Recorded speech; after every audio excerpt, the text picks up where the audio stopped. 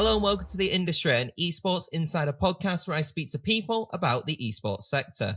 In this episode in particular, we're going to be talking about the Asia-Pacific esports ecosystem. And so I've brought on Zhang, the co-founder and CEO of Asian esports organization, TALON Esports. We're going to be talking about kind of the health of the industry in Asia-Pacific, so outside of China. That includes talking about the Southeast Asian mobile esports ecosystem and running a team and the differences from running a mobile-centric team to a PC team, for example. It's a really interesting conversation about the health of the industry from a business side of things, especially coming from someone who is actively investing in the scene itself. So I hope you enjoy this conversation, and yeah, let's get on with it.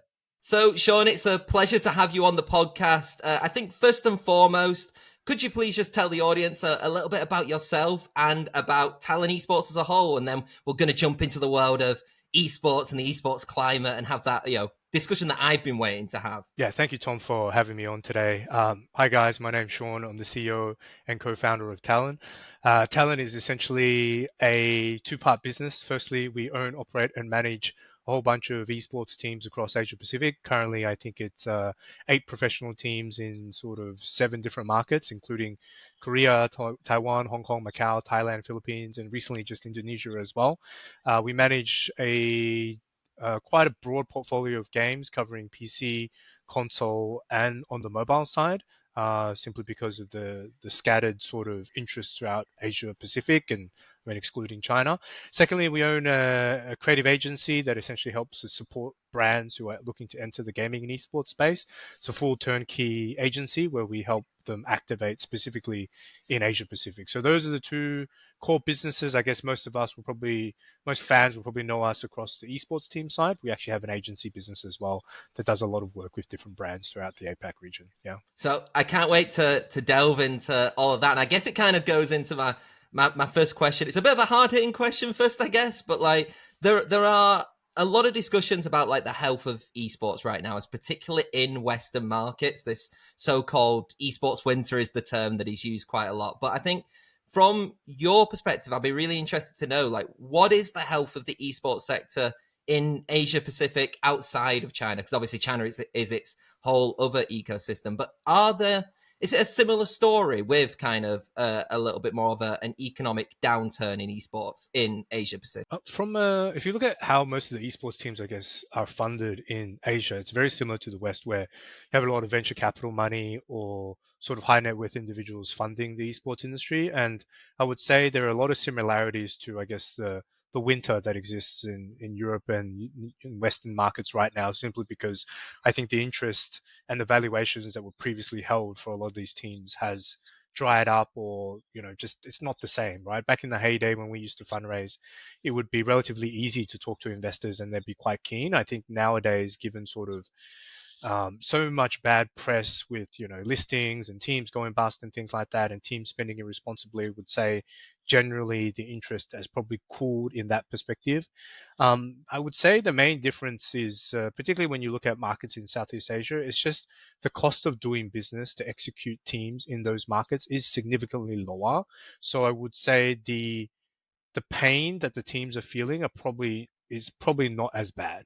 Because if you look at sort of the payrolls of, let's say, an LEC team or an LCS team or VALORANT in Europe and the US compared to Asia, I would say there are still significant differences simply because of where the economic development of where countries are, right? Because if you compare somewhere like the US to a developing country in Southeast Asia, salaries and costs aren't going to be the same. And so therefore, you see, I would say most Asian teams are probably not running a loss as big as maybe some of the European and US counterparts. And therefore, when you talk about sponsorships, you talk about fundraising, you actually need significantly less to have the team profitable or to be sustainable. And so therefore, I would say, yes, okay, there is still some pain, but it's probably not as bad as some other markets where you've just seen, like a lot of teams like firing whole divisions and things like that. I would say here in Asia, it's more just, okay, maybe we'll cut back here and there on certain parts, but generally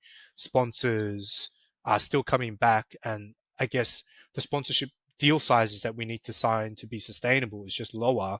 So therefore, it's easier for them to digest, to be able to say, okay, this justifies me spending this amount in esports. So overall, I would say it's not too bad. There definitely is some pain for sure, but I don't think it's as bad as people make it out to be, I would say.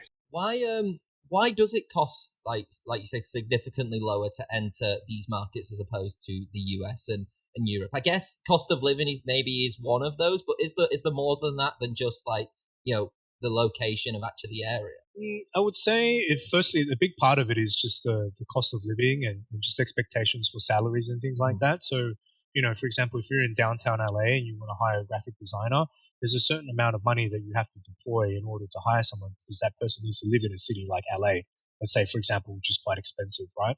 If you shift that mindset simply to, let's say, hey, I'm going to base my team in Jakarta, I'm going to base my team in Manila, I'm going to base my team in Bangkok. Those cities, not being disrespectful or anything at all, but just the cost of living and the salary expectations are just night and day, right? Of course, with certain leagues, you have minimum salaries that you need to hit, which is fine. But like in a lot of these mobile titles, I'm not saying that the salaries are significantly lower, but it's just the cost of building a team is just a lot cheaper. And the eyeballs that you're able to reach as well is actually quite large as well. If you look at some of these charts throughout the year, they realize the most watched esports teams, and you realize half of them are MLBB teams out of Indonesia and the Philippines. You're like, what are these games? What are these teams? And if you look at their followings, they're massive simply because of the fact that Indonesia has 350 million people, right? It's a huge gaming market. There's so much interest from brands and the government to support this. But the cost of doing business is just lower because the salaries for what people request in order to live and what is standard in those markets is just significantly lower compared to what's requested in, let's say, even where I'm from, like Australia, right? If you're going to work in Australia, there's a minimum expectation of salary, and it's just very, very different. And I think it's just a timing of where the economic cycles are of these countries. US and Europe are very developed markets, whereas you'd say in a lot of Southeast Asia and I mean outside of Korea and Taiwan and Hong Kong and Japan, a lot of the Southeast Asian region is still coming up now, and so therefore just the cost is just a lot lower, right? Just everything from like food to rent to player salaries to back end staff to setting up an entity to the rent and all the equipment that you need to run a team is just like significantly cheaper simply because of where you are located. That's a big part of it. And I guess it's kind of crazy when you think about it that, like you just said, despite it being kind of less to run, the viewership is higher than some Western leagues. Well, significantly higher than some Western leagues. Like you said, in Mobile Legends, I think I checked like MPL Indonesia, which is the Mobile Legends franchise league in Indonesia, is like millions of people just watching a regional league. That's comparable to like probably LCK in Korea, really, and in League of Legends. It's like, but with that though, because there is that lower cost essentially for it, does that mean that it also kind of affects in terms of sponsorships? I'm just trying to figure out why not everybody wants to jump into the SEA scene if you're seeing such high viewership, but then low cost, because in theory then that's like a win-win, right? So does it affect something else as well? Yeah, I would say the other part that is difficult about Asia just in general is that there is such a large fragmentation of games and preferences on platforms. And it just, when you enter the market, it can be a little bit overwhelming. That's the first part, right? Because if you look at what's popular in Thailand, it's ROV, Honor of Kings, right? And then you move to Vietnam, it's ROV, Honor of Kings on the phone. And you just move like one country over and it becomes MLBB. And so there's this incredible amount of fragmentation, and fragmentation not only on game but platform. And so that is firstly a big complexity that you have to face with, because if you go into a place like Thailand, Vietnam, Indonesia, Philippines, you have to adapt to local culture, local languages, and also the way business is done in those places. It is not as easy as just rocking up and just saying, hey, I'm just going to open up an office here and hope things come through. There's a lot of effort that needs to be put towards community. We're very lucky and fortunate at Talon that we have, a lot of support from investors and advisors from respective markets that have helped us grow in those markets. And so, I think that is the first. That's another thing that you have to deal with, is that complexity. And thirdly, I think I agree with sort of what you said. The last point is that definitely because the costs are lower, the sponsorship deal sizes are nowhere near as big. right? You're not going to see multi-million-dollar deals for Thailand, right? Unless you're Lisa from Blackpink. I mean, she can demand that type of stuff. But for an esports team or even some of the football teams there, you're just not going to get the deal sizes that perhaps, a G2 or a C9 or a Team Liquid are getting as part of their sponsorship deals for Europe and the US, simply because the spending power of that market or the marketing budgets available for those teams are a lot lower, right? But in saying that, it's about balancing the books. So let's say a team costs $50,000 and a typical sponsorship is roughly between $25,000 and $50,000. You can very quickly break even on a team with a huge audience simply because of the fact that the sponsorship size is smaller, yes, but the revenue size is also smaller. So it just depends on the investors and the objective of the company. Of course, if you're trying to grow revenues X on X on X every year, as some of the big esports teams are trying to do, then I get it. Coming to Southeast Asia maybe is not a most effective use of time, because if you want to get $5 million in sponsorship out of a SEA country, it's basically impossible. But we kind of feel like, if we want to build a massive audience, that, doing this regionally across Southeast Asia and across Asia Pacific is much more powerful at Talon, because we eventually can talk to brands instead of individual markets. We can sell sponsorships across 5 or 6. So maybe you get a global deal with like an energy drink instead of an individual market. So those are some synergies there that can be built. But definitely I would say, we've spoken to some of the counterparts from the US and Europe, and yeah, I definitely hit the nail on the head. I think just the size of, deal flow and just the effort it takes to come into this region and build, I think is a lot of sort of hindrances for them to come here.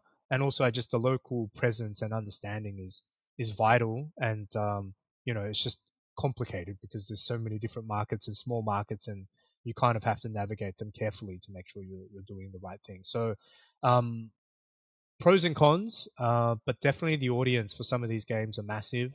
And you just have to look at the population, right? You put most of Asia together, I think it represents almost 50, 60% of the esports viewership market, right? And if you look at the Southeast Asian countries, a lot of these mobile titles where everyone has a phone instead of a PC, the player base is crazily passionate, and the viewership, as you said, for things like MLBB is just, it's almost mind-boggling how weekly they're getting those type of numbers. Yeah. To talk then a little bit about how Talon then is navigating kind of this ecosystem in Asia Pacific, especially currently right now, is regionalization, like you said, like such a key component of attracting these audiences because of how separate these countries are? Because I guess you kind of seen it a little bit in Europe with like Carmine Corp and France, kind of like very French centric, and Mad Lions Koi in Spain, but arguably you could say that a lot of these brands tail themselves as like European brands, even with the teams themselves specifically.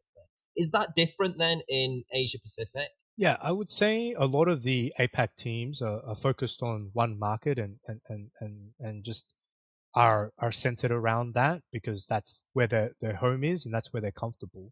And to do this regional expansion is, I guess, quite risky, because you could do it and it could also fail horribly, simply because you don't have the right infrastructure, the right resources, and the right people. We have to go out and explore and see what the other opportunities are. And it was honestly by chance we opened up an office in Taiwan.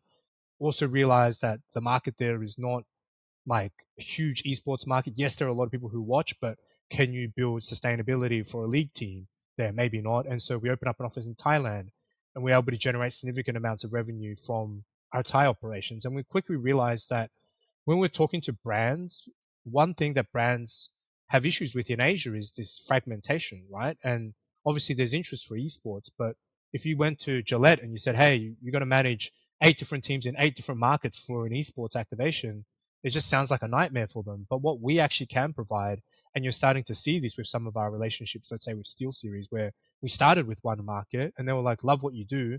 Here's an introduction to our team in the Philippines. Let's work something together on Dota 2. And then, okay, love that. Let's do something with another team potentially. And so we realized that building out this regional footprint is quite unique. And it also allows us to have sponsorships which are much more across the board, because some brands want all of APAC, but they don't know how to enter individually. And so what we provide as an agency and also as a team is quite unique, right? And so I would say most Asian teams are probably self-sufficient within their own market, because, as I said, the cost is not crazy, and the sponsorships are decently sized. But we are trying to grow out this huge footprint. Can we build a G2, a Cloud9, a TL for Asia?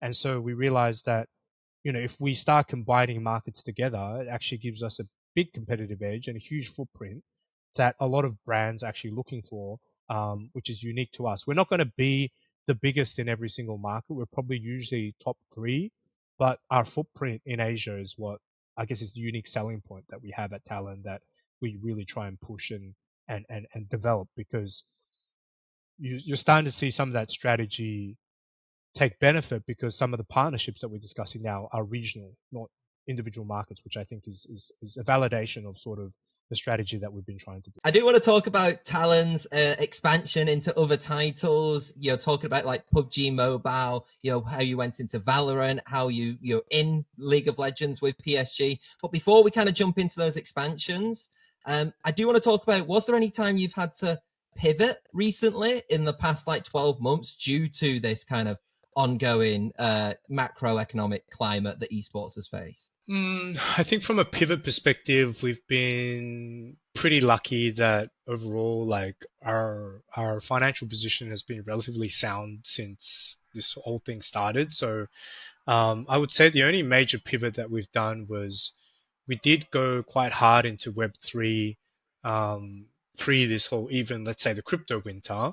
And then we had to kind of back out of a lot of those different opportunities there, simply because, VCs and brands and games weren't willing to invest. And so that would say is a major pivot. But from the core esports business of building and developing teams, I think we generally are in a relatively good position. So we haven't had to pivot. I would say when things were slower the last couple of years, we didn't do any expansions because we thought what we had was we just had enough to survive on what we had. And so now we feel a bit more comfortable simply because there are some opportunities that are propping up and certain games are self-sustaining that we can kind of be a bit more aggressive with these expansions. And the other thing, as I mentioned at the start of the sort of podcast, is a lot of these expansions don't cost too much, simply because a lot of the expansions we are pushing into now are very mobile focused, and or if we are building into an expensive PC title, we actually have some partners that trust us based on a history that Talon has had, right? Based on League and Dota and Rainbow Six Siege and Valorant. And so there's an inherent level of trust. When we first started, we're saying, hey, we're going into League. Most brands would be like, don't know who you are. But now I think we've built up to a point where people are more aware of who we are and trust us for who we are, and trust our content and our brand. So it is a little bit easier to do these expansions and pitch those opportunities based on saying, hey, this is what we've done in the past and this is what we're going to replicate and push into the future as well. So that's kind of, I guess, the pivot was to slow down, not to go as hard on our expansions, and also maybe slow down on certain business areas where we felt like, okay, there's growth, but in this market, not. And so I would say this year, like the Web3 stuff has come back pretty hard. We're more comfortable with some of these expansions now because there are a lot of opportunities. And so we're really gunning it for a lot of big market opportunities. I'll share a little bit more about some of the ones that we are looking at. But we are going to push quite hard into expansions because we feel like we're relatively in a good position. And if other teams aren't being as aggressive in APAC, we thought now's our time to go because there is a lot of good people available and a lot of good opportunities. And so it's good for us to be able to enter those markets and build those relationships further. Yeah. To kind of move on then to specific titles, I think it'd be good to kind of go through a couple of the titles that I've kind of mentioned prior here, just to see how each one of these kind of work a little bit different. So let's start with the new one. PUBG Mobile partner team made it as a partner team into one of the super leagues. How did that kind of come about? Because obviously you were added into the initial list during the expansion, correct? Yeah, so we about a quarter ago decided to enter Indonesia because we felt like we had the right pieces to move there. We had a choice between a number of different titles, to be honest with you. We MLBB, Free Fire, and PUBG M. When we enter a market, we do a lot of research to kind of balance out to see which title makes the most sense from an audience, from a revenue opportunity, and from a cost base. And we're very fortunate that a lot of our sort of staff here in operations and strategy and finance do come from sort of banking or business consulting backgrounds who can put these numbers together and try and understand, does it make sense? MLBB's franchises for Indonesia are quite expensive, and so and at that stage they weren't looking for expansion teams. So for us, we couldn't really do that. And I think PUBG with the Super League structure and it being regional was very exciting for us because we like the concept of cross-pollinating fans. You know, we can be a team in Indonesia, but we can also build fans in Thailand. We can also build fans in Vietnam. We can build fans in Malaysia because that's what Talon's strategy is about building this regional footprint. And so I think, having a long conversation with Tencent and their team in China as well as in Indonesia, we felt like that was probably the best title that made the most sense. The franchise structure is good for us because there is some security in a sense that, we are in a league where there is guaranteed viewership that we can sell as a brand to sponsors. And it being a regional league is also great as well, similar to VALORANT, where, you can have multiple conversations in different languages in different markets because it's broadcast in 4 or 5 different languages, right? So that's quite powerful as well. And and then, all those factors kind of came together. We had a great opportunity to sign a really strong team and some really good coaches and players. And for us, those things just lined up perfectly. And we decided to pull the trigger and we put in a proposal with Tencent and PUBG. We weren't sure if we were going to be accepted into the program, but I think sort of the history that we've built across multiple esports across Asia perhaps helped us. But, we did have quite an aggressive plan to really build out talent in Indonesia and help promote PUBG not only in Indonesia but regionally. And I think some of those factors maybe swayed in our favor and helped us kind of, acquire the slot for that specific title. But we're very excited to be a part of it. I think, obviously the audience and the viewership and the social growth we've had for just a week of content has been mind-boggling. And so it just kind of justifies sort of the opportunities that we have. And we have some great partners in Indonesia. Shout out to Esti, who's one of our big partners there. She's been incredibly helpful to helping us build out the business in Indonesia and getting us the right people in place for us to build the Talon brand in that market as well. Was there any worry or doubts about kind of going further into the mobile market specifically? Because obviously Talon is primarily known for PC console, right? So were the doubts kind of jumping further into that mobile ecosystem? Not really, because I guess the main sort of mindset that we bring when we enter a new market is to find the most popular titles there and to build around that, because we feel like it's not our job as a team to go into a market to help elevate a particular game, because it's quite a lot of work, right? For Riot or Counter-Strike, let's say, to go to Indonesia and build a game, the amount of marketing spend that you need to do to be able to build that is very hard. I mean, just to be brutally honest, we run on the coattails of publishers, right? And so when we looked at Southeast Asia, generally mobile gaming is dominant because I would say PC gaming is still pretty expensive, right? For some of the developing countries. And so not everyone has a PC, but everyone has one of these, right? And because everyone has one of these and the games are optimized for any sort of phone in those markets, it just makes more logical sense for us to approach a game that has a huge audience from a viewership perspective, a huge player base.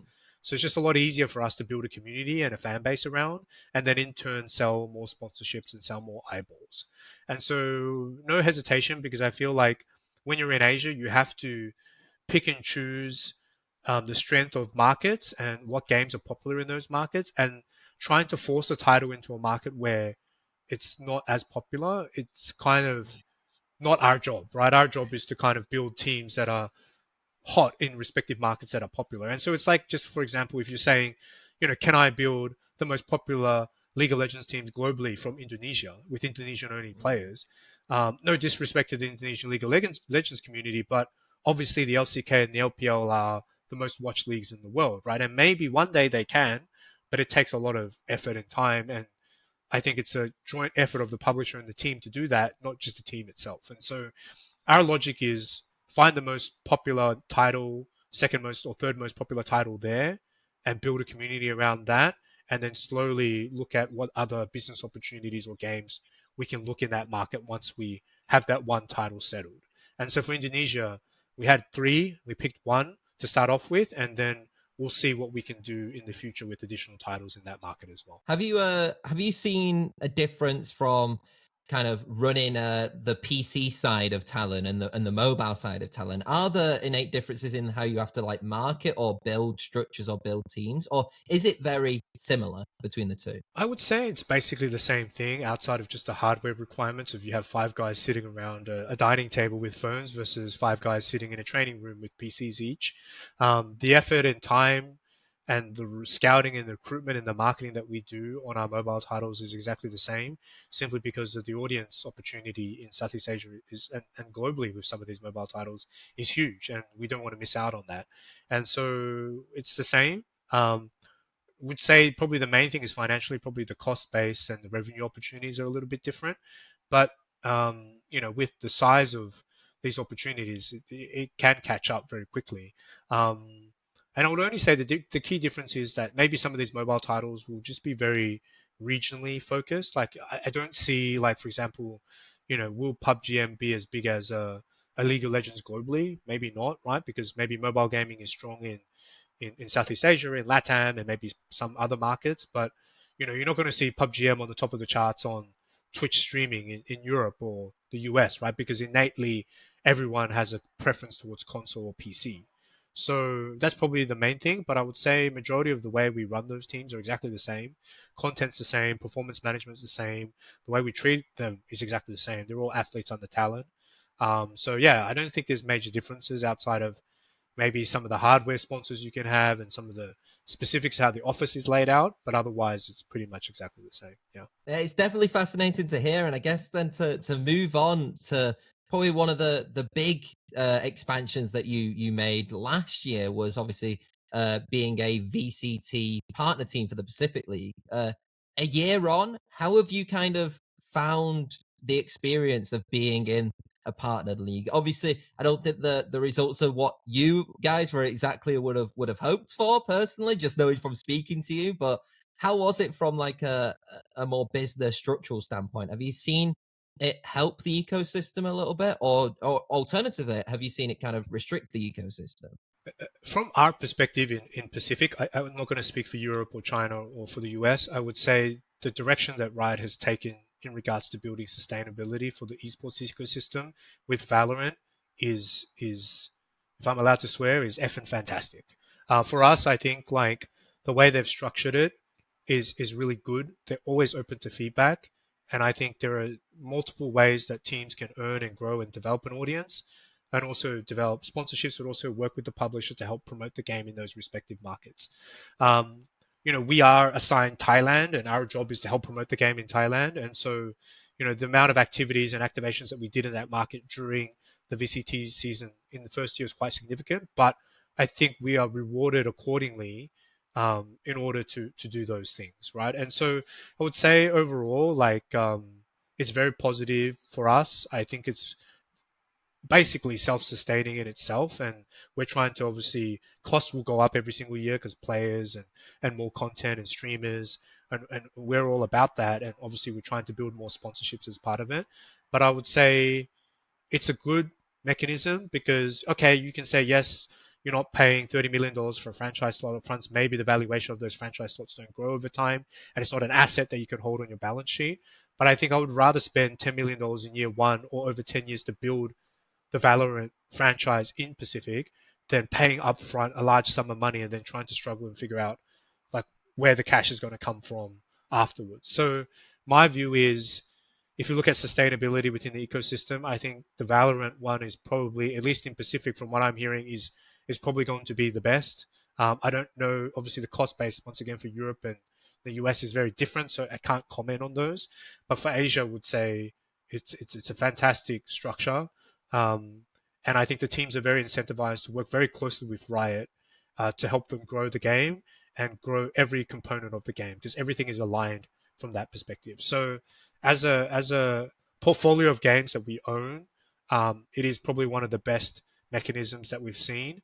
And I think it's potentially a way that esports can go forward that is structured in a way that the work you put in, you get rewarded for. And I think that's kind of what you want, right? Because there is risks with franchising, and you've seen that in the LCS or some of the other leagues where, I've got the slot, I'm just going to sit on it. I'm just going to be last every year because I don't care, because the value of the slot is going to go up over time, and you're not really adding competitiveness to the league or viewership or like some content that is interesting. But I think the way it's structured now, it forces every team to be working very hard to help promote the game. And then if you're doing all those things, you're getting rewarded accordingly. So I think it's a very fair approach, and also an approach that is very aligned with the publisher and the teams. Because sometimes with certain games, and I won't mention, there's a big gap, right? You're just here, we don't give a shit, you're just here because I want to use you to build a thing, but if you disappear tomorrow, I don't care. Whereas I think this is very aligned, right? And I think that's really important in this market. So props to Riot. I'm not like sucking up to them or anything. It's just when I look at the portfolio of everything that we've built, I think they've done a fantastic program of structuring this. It's no means perfect, but every year we're tweaking and working on it together to make it better. And I think that's can only be good for the ecosystem. Do you think it kind of shows the change in how the esports market was as well? The fact that we've, there are some which are still doing franchise models and franchise models that are being created about, lump sums that kind of just you pay to being a league and you're guaranteed certain things. But now we're actually, like you said, getting this partner team model a lot more in recent years, where it is like you can join us, you can become a partner with us, you can still get those benefits, but then there's kind of certain requirements that kind of must be met to essentially stay in those leagues, right? So do you think that that's more of an indicament of how, again, like the market is, that even publishers are starting to realize, these teams can't just fork out 10-15 million dollars, for franchise sports? I'm pretty sure now if you went to any investor after what happened with the Overwatch League, for ridiculous franchise slots, it's pretty hard to stomach, right? Unless it's someone, big sporting group or big investor group that's looking to try and build something in that space. I think the Overwatch League, I had a look at some of the deal terms. I was part of one of the deals that, one of the Asian teams were assessing. I was working at a family office at that stage, and it just didn't make sense. Like, you put the calculations together and you calculate the IRR and you're just like, why are we even doing this? Like, it just financially makes no sense because, and I get it, sometimes in sport, it's not about that. It's outside of that. But we're not at a stage yet in esports where, it's that mature, like a football or a basketball, where it can stand on its legs from a viewership perspective and you can figure things out. That's still growing and that's still developing. And of course it's growing very quickly, but like to fork out that amount of money at the start and then having to figure out everything yourself afterwards. Of course, the publishers are guaranteeing certain things, but with anything, like with the Overwatch League, they had this whole travel thing, right? COVID happened, and then all of that just disappeared, right? And all those sponsorships and the way the league was structured just disappeared. So it's very risky. I like the Riot partner model because it just reduces that initial capex that you need to set everything up, and it just allows you the freedom to invest into content, into the brand, into the team, into opportunities to help you grow your fan base, rather than just paying this lump sum and just trying to figure out things as you go, because it's a huge liability that you owe every year, and it's not a small chunk of money, right? So I think it's the right way to approach it. And of course, you have the open ecosystems like Dota now. Whether that's right or wrong, it's a huge debate that you can have for a very long time. But I think the way it's currently run, the ecosystem is good. It's fair. There's opportunities to go up. There's opportunities to get kicked out if you're doing the wrong thing as well, right? So I think as long as you're aligning with Riot and doing those things, it makes sense. So yeah, I would foresee for sure. And I definitely think it's very hard to stomach now if you said the Overwatch League came back in this environment with interest rates the way they are, the macro environment, and also just not as much love as an industry for esports from venture capital and private equity, and also from investors that is justified. I think it's very, very hard now to make that, unless you say you pay 10 million, but you get $3 million back a year. That's a good business. But if it's like, it's going to take you 10, 20 years to make that money back, people can put it into other investments, right? So that's kind of like the reality that we need to deal with. And I think that's something that publishers recognize, is that this unsustainability is not good, to have teams constantly dying in a league where, you are technically supposed to be franchised and structured and everything's self-sustaining when, it might not be. As one final question on this section in particular, then, what are your thoughts with promotion happening in VCT then? Because it is like a semi-closed league, but there is now a option for 2-year promotions. Do you think that's good for the league, or do you think that in itself could also have some issues? Because it's kind of like finding the best of both worlds, right? Making it open, but then also making sure that the teams come in are the right teams that go in. I'm not saying that Bleed aren't the right team, obviously, but you never know what might happen. I mean, I guess one example would be what literally happened in VCT America, right? With the guard. The guard qualified and then subsequently couldn't qualify, and then they were going to close the league and keep it at 10, and then G2 finally took the remaining players. It's like that in itself is kind of like a bad example of how that works. But like, yeah, what are your thoughts on overall having this semi-closed promotion system? I think the promotion thing is important because it keeps the existing teams on their toes, and also gives the opportunities for Div 2 teams to come up, right? Not everyone had the chance to apply or got in. I mean, we were very fortunate that we were able to get a slot, and we're forever grateful for that. But we're not going to take it for granted. We're going to put the work in. So I think, having seen, and I watched Bleed with Scary win that Ascension, and I think it was an amazing event. I think it adds additional layer, and I think it just gives tier 2 teams an incentive that there is something to work towards. Otherwise, I feel like how does this ecosystem exist, right? And so I think it's a nice balance between the two, because you can have this complete open ecosystem like, with Counter-Strike or Dota 2, but there's pros and cons to both. So I think in this way, there's still opportunities for teams to come up, which is great. And I think not having too many teams come up at one time is a good thing. Regulating the speed of that is good, and giving them an opportunity for several years is good.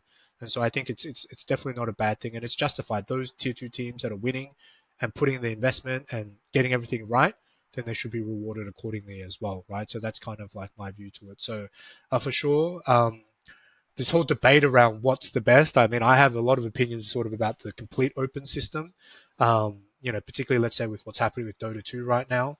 But I mean, we can leave that probably for another time. But I think for Valorant right now, of course, I'm speaking as a partner team, but I think it definitely is better to have these opportunities for teams to come up. Otherwise, it's like, what's the incentive to invest into tier 2 and tier 3, right? There might not be. That's the you don't want to have that risk, because you need a healthy ecosystem from the bottom all the way to the top, not just at the top, right? Because then that's also not good for the overall growth of the game and the growth of the community. Yeah, I definitely think we could do a whole nother episode on the Dota 2 ecosystem, but I am conscious of time, and we don't want to be doing 3-4 hour podcasts. I would be absolutely hounded though if I didn't mention League of Legends a little bit. With this is so unique, I think, or it used to be quite unique anyway, of having a kind of a collaboration for an esports team with PSG and with Talon. Obviously, a lot of people will know they've competed at Worlds as well prior in the past.